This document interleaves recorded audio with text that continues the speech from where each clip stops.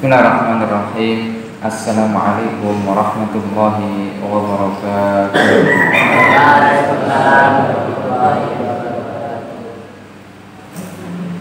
Innal hamdalillah nahmaduhu wa nasta'inuhu wa nastaghfiruh wa na'udzu billahi min shururi anfusina wa min sayyiati a'malina. Man yahdihillahu fala mudilla lahu wa may yudlil fala hadiya lahu. Asyhadu an la ilaha illallah wahdahu la syarika lahu wa asyhadu anna Muhammadan 'abduhu wa rasuluh. Qala Allah 'azza wa jalla ya ayyuhalladzina amanu taqullaha haqqa tuqatih wa la tamutunna illa wa antum muslimun. Wa qala jalla jalaluhu ya ayyuhalladzina amanu taqullaha wa qulu qawlan sadida yuslih lakum a'malakum wa yaghfir lakum dhunubakum wa may yuti'illaha wa rasulahu faqad faza fawzan 'azima. Alhamdulillah, atas segala nikmat dari Allah Subhanahu wa taala kita bersyukur sehingga Allah Subhanahu wa taala mempermudah untuk kita berkumpul di rumah dari rumah-rumah Allah Subhanahu wa taala. Tentunya dalam rangka untuk talabul ilmi, menuntut ilmu. Karena menuntut ilmu itu adalah terus berusaha kita lakukan sampai Allah Subhanahu wa taala mewafatkan kita, sampai Allah Subhanahu wa taala menutup usia kita. Para ikhwan sekalian, rahimani wa rahimakumullah, dalam menuntut ilmu itu perlu yang namanya kesabaran. Karena dengan kesabaran kita akan mendapatkan ilmu. Begitu juga dengan ibadah-ibadah yang lain. Itu semuanya membutuhkan kesabaran. Setelah tentunya ikhlas karena Allah, kemudian berusaha untuk mengikuti sunnah Rasulullah SAW, lalu berusaha untuk sabar. Betapa tidak orang menuntut ilmu sehari, 2 hari, itu tidak akan mungkin dia akan mendapatkan apa yang dia inginkan. Semua ilmu akan masuk kepadanya, tidak akan mungkin. Ya, oleh karenanya kita butuh kesabaran. Bagaimana dahulu kita melihat kesabaran para ulama di dalam menghafalkan ilmu, di dalam duduk di depan guru, kemudian tidurnya sedikit, berjuang sampai pada akhirnya Allah Subhanahu wa taala bukakan kepadanya pintu-pintu ilmu. Begitu juga dengan ibadah-ibadah yang lain. Tentunya setelah kita mendapatkan ilmu, apa yang akan kita lakukan? Yaitu mengamalkan ilmu. Sebagaimana yang sering kita ulang, bahwasanya kita menuntut ilmu untuk diamalkan, bukan untuk koleksi ilmu. Kalau hanya sekedar koleksi, sekedar mengumpulkan ilmu, maklumat, ya informasi-informasi, itu namanya bukan penuntut ilmu. Tapi apa? Apa Wahyu? Apa? Ma'ruf? Kalau kita cuma mengoleksi ilmu, mengumpulkan ilmu, mengumpulkan informasi dan tidak diamalkan, apa namanya itu? Wartawan. Ya, itu namanya wartawan. Wartawan itu cuma apa namanya? Nulis cari informasi, itu udah tulis koran terbit, udah selesai. Dianya belum tentu untuk mengamalkan apa yang dia tulis itu. Tapi kalau penuntut ilmu, dia belajar di hadapan guru, belajar bersama kitab-kitab, dihafalkannya Al-Quran, dihafalkannya hadis-hadis. Apa tujuannya? Untuk diamalkan. Makanya jangan sampai kita sama dengan mereka. Kita harus mengamalkan ilmu, berusaha sekuat tenaga. Kalau sudah mendapatkan ilmu ini, kita berusaha untuk amalkan bertahap, sedikit demi sedikit. Ya insya Allah, ya dan kita minta untuk istiqomah. Begitu juga dengan berdakwah. Setelah kita mendapatkan ilmu lalu kita amalkan, ada kewajiban yang lain, yaitu berdakwah. Pertama kali kewajiban berdakwah untuk diri kita sendiri. Karena seorang muslim itu adalah dai bagi dirinya sendiri. Bagi dirinya sendiri, bagaimana dia akan berbuat baik, berbuat kebaikan kalau dia belum memiliki ilmunya. Maka dia harus berilmu, lalu dia memperbaiki dirinya. Lalu setelah berusaha untuk islahin nafsi, untuk memperbaiki dirinya, tentunya nggak harus 100% kita harus 100% gitu, tidak ada dosa, ya. Baru kita berdakwah, nah itu tidak akan mungkin, karena manusia tetap akan dia berbuat salah, berbuat dosa. Ya. Siapa orang yang tidak berbuat dosa, yang maksum dari kesalahan? Salman. Siapa Salman? Hah? Siapa orang yang tidak berbuat dosa, yang berbuat kesalahan? Antum? Ya? Tidak. Ya, Nabi Muhammad SAW yang maksum, dijaga dari kesalahan. Adapun umatnya, nah itu tempatnya kesalahan. Oleh karenanya kita berusaha untuk berdakwah. Ya tidak harus 100% harus benar dulu, tidak. Tapi yang paling terpenting kita sudah tahu ilmunya dan kita berusaha untuk mengamalkannya, dan kita yakini apa yang kita sampaikan itu adalah kebenaran. Kita harus yakin dulu. Jangan sampai menyampaikan sesuatu yang belum yakin. Jadi itu kewajiban setelah kita menuntut ilmu, lalu berusaha mengamalkan ilmu, lalu kita dakwahkan ilmu itu kepada diri kita. Lalu kepada siapa lagi? Kepada keluarga kita. Ya, kepada keluarga kita. Allah Subhanahu wa taala berfirman, apa ayatnya? Arif. Apa ayatnya Arif? Dakwah keluarga Arif? Tidak ingat? Arif? Arif?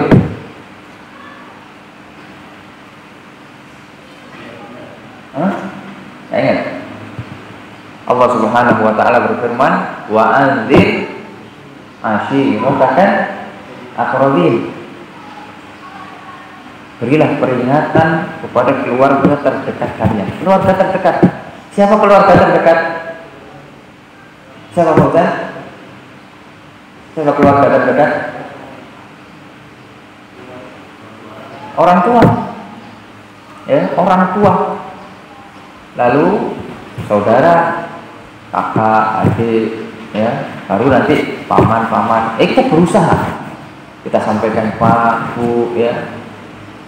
Tentunya ketika kita menyampaikan dakwah kepada orang yang lebih tua dari kita, itu sifatnya bukan menggurui, tapi apa? Kita belajar bareng. Bukan sifatnya menggurui. Wah, Pak, sama sesat, Pak. Nah, itu tidak boleh. Ya, itu tidak boleh. Jadi sifatnya bukan menggurui, tapi kita mengajak dengan baik. Kita mengajak dengan baik. Lalu setelah keluarga kita berusaha, meskipun dakwah keluarga itu susah sekali, tidak semudah membalikkan telapak tangan. Habis itu selesai, aman. Tidak. Nabi Muhammad SAW, orang terbaik di muka bumi ini. Sepakat semua orang mengatakan bahwasanya Nabi Muhammad SAW adalah umat terbaik atau manusia yang terbaik yang pernah hidup di permukaan bumi. Beliau dakwahnya ditentang oleh keluarganya. Siapa yang menentang dakwah Nabi Muhammad SAW? Siapa, Rafi? Pamannya. Siapa pamannya? Abu Jahal, Abu Lahab. Ditentang habis-habisan. Bahkan mau dibunuh. Ya. Dan antum tidak akan mungkin seperti itu. Ketika kita akan dakwah kepada keluarga kita, nanti akan dibunuh. Tidak mungkin. Ya. Paling mentok kita diolok-olok, ya, diberikan lakop-lakop, julukan-julukan, itu saja. Ya. Jadi tidak mungkin kita, dan insya Allah tidak mungkin lah kita akan dibunuh oleh keluarga kita. Oleh karena kita harus bersabar. Kita harus bersabar. Oleh karenanya, ya, setelah kita berilmu, lalu beramal, berdakwah, dan sabar, itulah kunci yang harus kita tanamkan pada diri kita di dalam kehidupan ini. Karena tidak akan mungkin lepas dari 4 hal ini. Dan ini disampaikan oleh Syekh Muhammad At-Tamimi di kitab apa? Di kitab apa, Salman? Ilmu, amal, dakwah, sabar. Kitab apa? Hah? Kitab apa? Ma'ruf? Fauzan?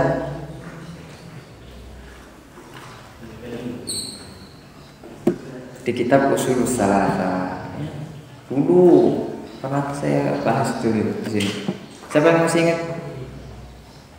Ya, dulu itu. Daud kayaknya masih ingat Daud ya? Tidak ingat? Ya, dulu. Ya.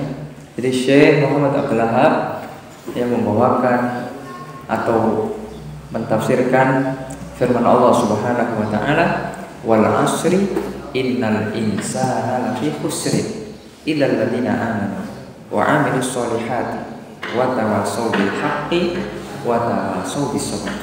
Seseorang, insan, innal insan, ya, alif lam di situ menunjukkan, kata para ulama lughah, lil istighraq. Lil istighraq itu mencakup semua manusia. Tidak ada pengecualian. Ini hukum asalnya. Jadi semua manusia lafi khusrin. Semua manusia itu ada pada kerugian. Nah, kemudian datang al-istisna. Ya. Kita belum sampai ke istisna. Ya. Al-istisna, pengecualian, illa, dengan adatul istisna di situ. Illa, kecuali siapa? Orang-orang yang tidak merugi. Semua orang-orang merugi kecuali. Nah, kecuali apa ini? Illal ladzina amanu, kecuali orang-orang yang beriman. Orang-orang yang beriman tidak merugi. Berarti siapa yang merugi? Orang-orang kafir. Karena orang kafir pasti dia akan merugi, meskipun di dunia dia sebagai orang yang paling kaya. Pasti dia akan menjadi orang merugi. Karena dia akan kekal selama-lamanya di neraka jahanam. Dan itu adalah keyakinan akidah Ahlussunnah wal Jamaah. Tidak ada keraguan sama sekali bahwasanya orang kafir yang mati di atas kekafiran, maka dia kekal selama-lamanya di neraka jahanam. Illal ladzina amanu wa 'amilus shalihat. Kemudian orang-orang yang beramal saleh. Ya. Sebagai konsekuensi orang-orang yang beriman, dia harus beramal saleh. Dengan melakukan amalan-amalan saleh yang diridhoi oleh Allah Subhanahu wa taala. Dan amalan saleh kita lakukan dengan sebaik-baiknya. Syarat diterimanya amalan saleh ada 2. Ya. Apa saja, Salman? Ikhlas karena Allah Subhanahu wa taala. Lalu kemudian apa? Fauzan? Mutaba'atul Rasul sallallahu alaihi wasallam. Mengikuti sunnah Rasulullah sallallahu alaihi wasallam. Jadi kita beramal saleh, kita berusaha untuk ikhlas. Dalam sholat kita berusaha untuk ikhlas. Lalu kita berusaha untuk mengikuti apa yang diajarkan oleh Rasulullah SAW melalui hadis-hadisnya yang telah sampai kepada kita, yang dijelaskan oleh para ulama dengan gamblang jelas. Maka kita berusaha untuk itu. Barulah amalan itu bisa diterima oleh Allah Subhanahu wa taala. Kalau hilang salah satu dari kedua syarat ini, maka tidak akan diterima oleh Allah Subhanahu wa taala. Sebagai contoh, ada orang yang ikhlas sekali dia beramal, ya. Udah Ustaz, saya benar-benar ikhlas ya.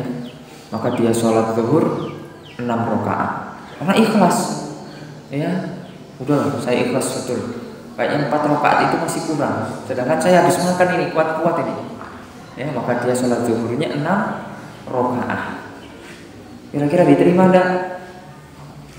Wahyu, diterima enggak? Oh, dia ikhlas. Karena tidak mengikuti syariat. Ya. Tapi ada orang yang sholat zuhur, ya, dia sudah 4 rakaat berjamaah, tapi pengen dipuji temannya, pengen dilihat mertuanya, calon mertuanya, pengen dapat fulus. Nah, diterima nggak kira-kira Pak Ustaz? Kenapa? Nah, tidak ikhlas. Ada keinginan dunia di dalam hati. Oleh karenanya ini adalah asas semua amalan soleh, harus dilandasi dengan ikhlas, dan ikhlas itu berat. Dan ikhlas itu berat, bukan sesuatu yang ringan. Seperti kerupuk. Kalau kerupuk ringan tidak sama? Hah? Ringan. Ringan. Tapi kalau ikhlas, sebagaimana kata Imam Ahmad ketika dia ditanya, hal talabtal ilma lillah, apakah engkau wahai Imam Ahmad menuntut ilmu ikhlas karena Allah?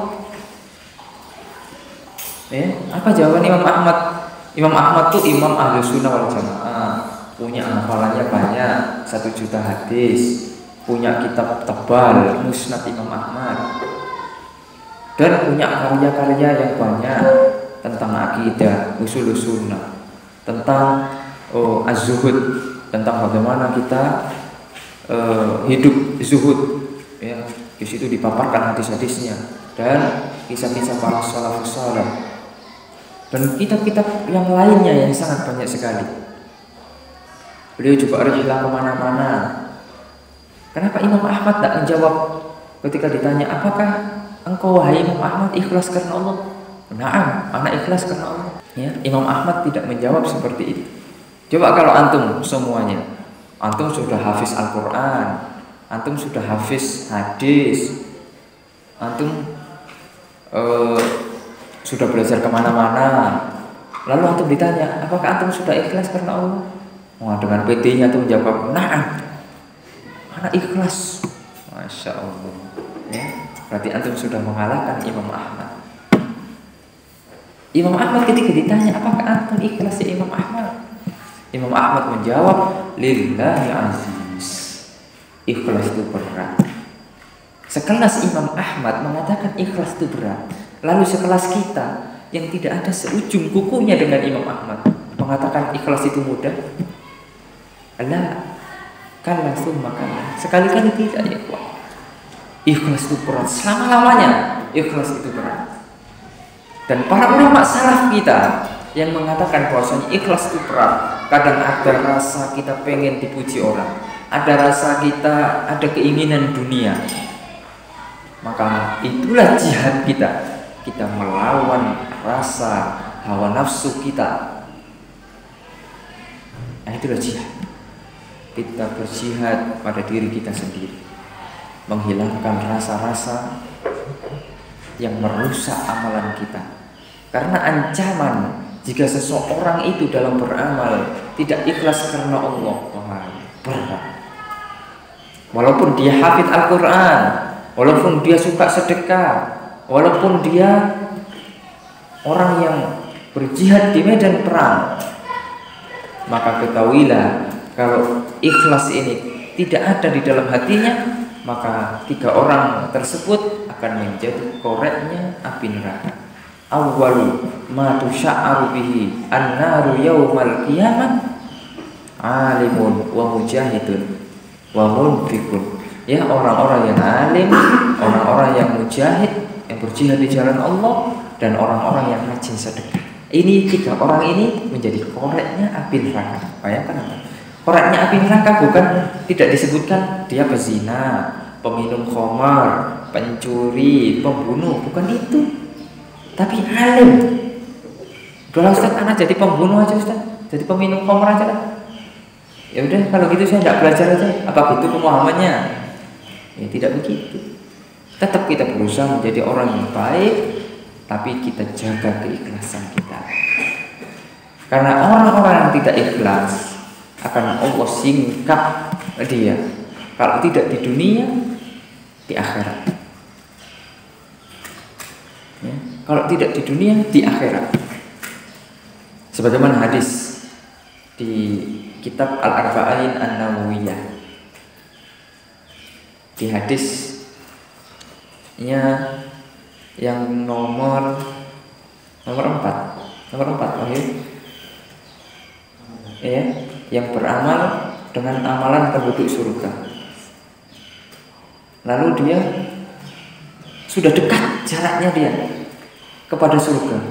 Dia dari kecil alim, soleh sampai besar, soleh terus. Sehingga jaraknya dia dengan surga itu sudah sejengkal saja, segini, seperti HP ini jaraknya dekat sekali. Fayasbiqu alaihil kitab fayamalu bi'amali ahlin nar fayadkhuluha. Kemudian catatan Allah Subhanahu wa taala mendahului hal itu semua. Lalu dia sebelum meninggal beramal dengan amalan penduduk neraka. Allah. Beramal dengan amalan penduduk neraka. Fayadkhuluha, kemudian dia masuk neraka. Padahal dia dari awal dia soleh. Ini apa sebabnya? Apa sebabnya? Pasti ada penyebab. Karena tidak ada keikhlasan di dalam hatinya. Ada niat dunia ketika dia beramal, sehingga Allah singkap. Dia mati dalam keadaan su'ul khotimah. Sedangkan ada seseorang kebalikan dari itu. Dari kecil sampai besar bejat. Bejatnya minta ampun. Semua dosa besar sudah dilakukannya. Akan tapi memiliki hati yang jernih, hati yang hanif. Dia pengen bertobat kepada Allah Subhanahu wa taala. Dia pengen mendekatkan diri kepada Allah Subhanahu wa taala. Ada rasa cintanya dia kepada Allah Subhanahu wa taala. Sehingga ketika dia akan meninggal, ya, fayasbiqu alaihil kitab wa ya'malu bi'amali ahlil jannah fayadkhuluha. Kemudian dia beramal dengan amalan penduduk surga. Subhanallah. Padahal dia terkenal menjadi orang yang bengis misalnya. Sebagaimana kisah ada seorang yang membunuh 99 orang. Ya. Dan hadisnya sahih. Lalu dia ingin bertobat, kemudian menemui orang yang abid. Nah, ini bedanya orang abid dengan orang yang berilmu. Orang yang abid itu ibadah, tapi ilmunya tidak ada. Ya, ilmunya ya sedikit lah. Mungkin ada ilmunya tapi sedikit. Sehingga dia tidak tahu yang namanya fikih dakwah, tidak tahu hikmah. Yang penting ada orang. Ketika itu datang dia, orang-orang yang membunuh 99 itu. Dipanggilnya mungkin zaman sekarang Pak Yai. Itu Pak Yai, saya pengen tobat Pak Yai. Sudah 99 saya bunuh ini. Udah capek saya. Gimana caranya biar saya ini tobat? Saya pengen dekat dengan Allah SWT. Kata Pak Yai-nya. Dan dia bukan orang alim, dia cuma abid, rajin ibadah saja. Apa? Kamu sudah membunuh 99 orang. Neraka kamu. Tidak ada tobat kamu. Gak mungkin kamu diampuni. Terus 99 terlalu banyak. Kalau dosamu ini digunungkan, dibuat pasir, mungkin sudah besar. Nah itu mungkin kira-kira gitu. Kalau kita bahasakan dengan bahasa kita. Jadi tidak mungkin kamu itu diterima tobatmu, itu tidak mungkin. Namanya orang pengen tobat, ditutup pintu tobat sama Pak Yai. Katanya tidak mungkin diterima dosa saya. Udahlah 99 nanggung, satu lagi dibunuhnya Pak Yai. 100 genap. Alhamdulillah. Oh jangan alhamdulillah, itu musibah. Ya, musibah. ya, dibunuh Pak Yai itu. Ya Pak Yainya sendiri sih, orang mau tobat tak boleh. Nah kalau orang alim tak begitu ya kawan. Orang alim itu memiliki rahmat dia di hatinya, memiliki rahmat kasih sayang kepada semua kaum muslimin, ya, kepada kaum muslimin semuanya, tidak memandang orang itu.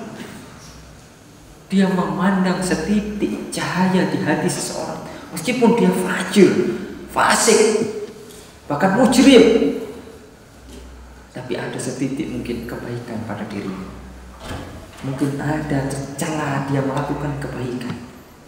Nah, seorang alim itu memandang seperti itu, karena dengan ilmunya dia memandang seperti itu.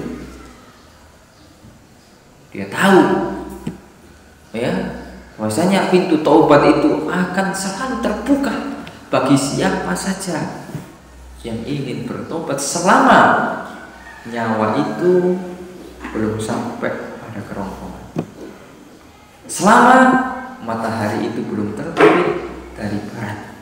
Pintu tobat akan selalu terbuka. Itu alim, orang berilmu, dia tahu. Sehingga ketika dia belum mau mati, ketika matahari masih terbit dari timur, ya apa salahnya dia untuk tobat, memperbaiki dirinya. Ketika itu dia masih pengen tobat lagi, orang itu akhirnya datang kepada orang alim, akhirnya ditunjukkanlah, ya, ditunjukkanlah tempat untuk dia bertobat. Jangan kamu di lingkungan kamu, karena lingkungan kamu itu tidak baik.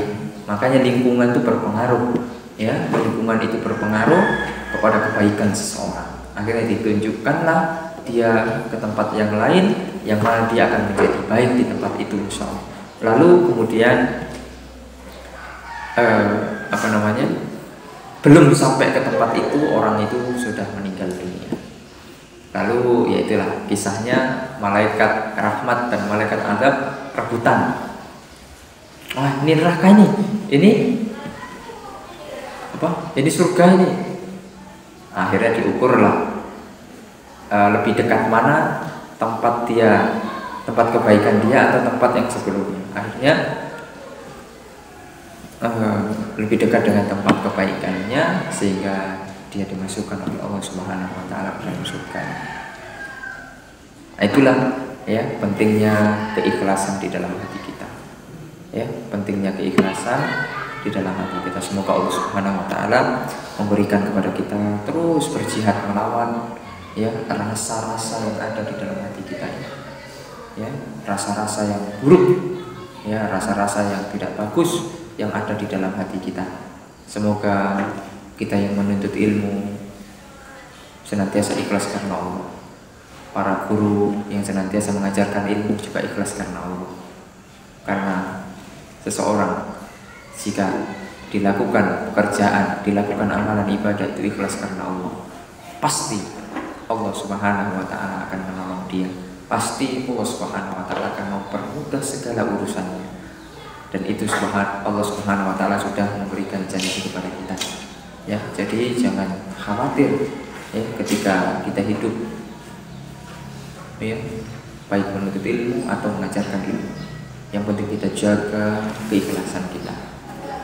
Pasti Allah Subhanahu wa taala akan menolong kita. Walaupun kita hidup di pelosok pedalaman, tapi kalau niatnya ikhlas karena Allah, pasti Allah akan tolong dia melalui jalan yang tidak disangka-sangka. Ada saja jalannya pertolongan Allah Subhanahu wa taala. Dan ini sudah dialami oleh para ulama kita, para guru-guru kita, sesepuh-sesepuh kita. Jadi jangan khawatir ya, semoga Allah Subhanahu wa taala memberikan kepada kita istiqomah dan wafat di atas husnul khatimah. Wassallallahu ala nabiyina Muhammad wa ala alihi wa sahbihi wasallam. Subhanallah wa bihamdihi asyhadu an la ilaha illa anta astaghfiruka wa atubu ilaik. Assalamualaikum warahmatullahi wabarakatuh.